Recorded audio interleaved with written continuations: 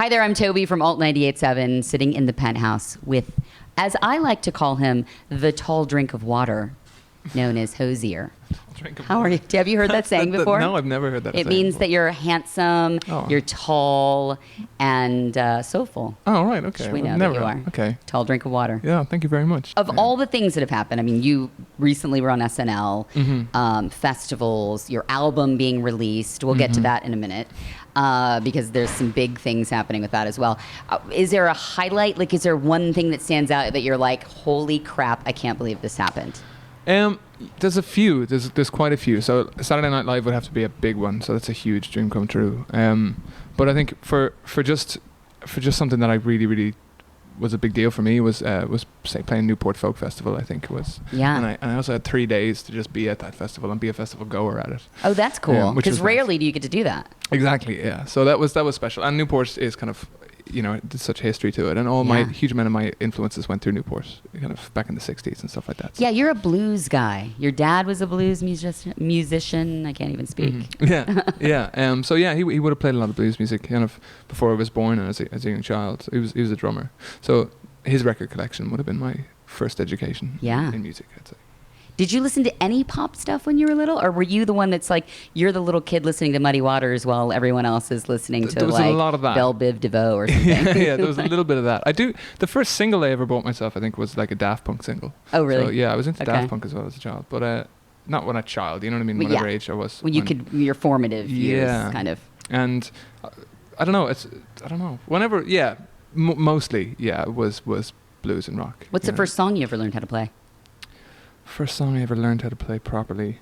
I don't know. It would have been a few chords. So you always learn those kind of 4-chord, 3-chord songs. But I remember learning how to play either Walkin' Blues by Robert Johnson or even Blackbird. You know Blackbird by Paul McCartney. Yeah, so that's one of my favorites. Actually, that's the one that I think everyone should learn how to play. Absolutely. Yeah. What was the first instrument you learned how to play then? I mean, how did you kind of? Obviously your voice is one of your main instruments, obviously. But Yeah. And I would consider that because I was singing from maybe the age of 8, so I always considered the voice the first thing I had. So in that way, I don't consider myself a guitar player or a kind of a guitarist. I'm certainly not a lead guitarist. But the piano, the first lessons I took were piano as a young child. Okay. And then I couldn't do concentrating on dots and reading and stuff like that. Yeah. So I just wanted to play by ear and stuff.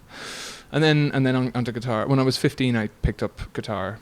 I knew a few chords from earlier, but I just taught myself, listen to blues music and stuff like that. So the album debuted at a lot of regular people don't necessarily care about this thing, but it's a huge deal if you're a musician or you're in the industry at all. It debuted at number 2 on the Billboard charts. Yes, yeah, that was a big deal. I mean, for the kid in Cleveland who's sitting in his bedroom, and you're saving his life because he's listening to the lyrics of your song that are so beautiful. He doesn't necessarily care, but it's a big deal.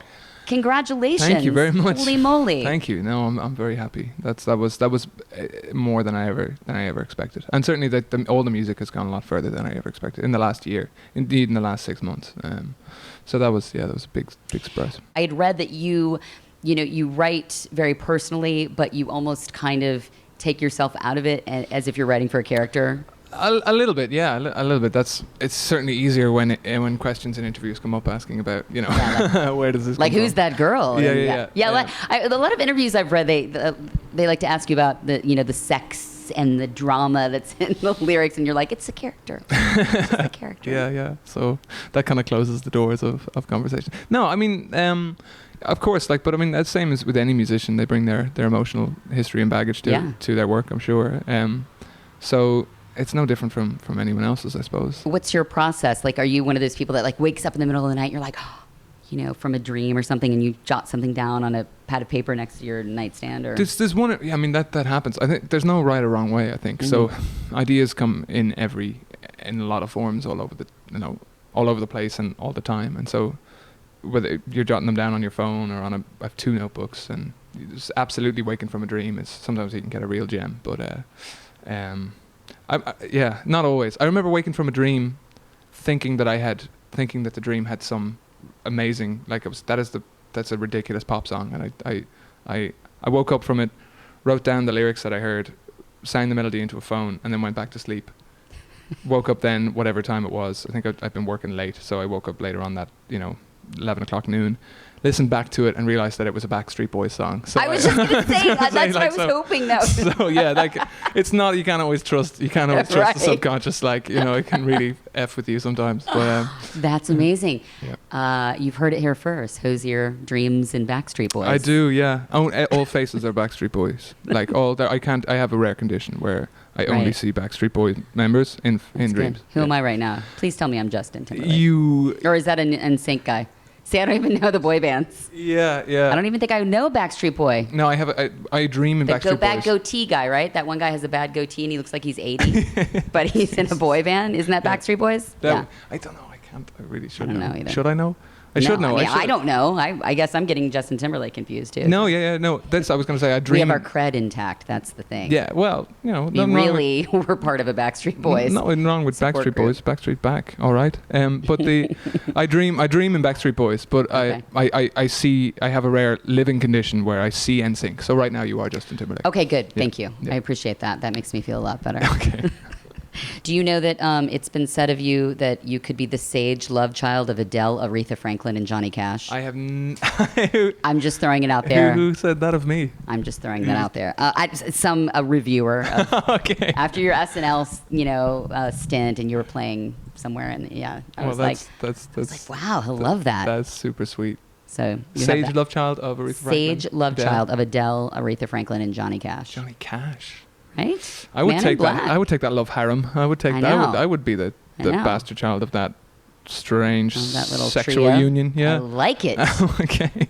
Hozier, self-titled album, available now. Take me to church, I'll worship like a dog at the shrine of your light. I'll tell you my sins and you can sharpen your knife. Offer me that, the earth and good.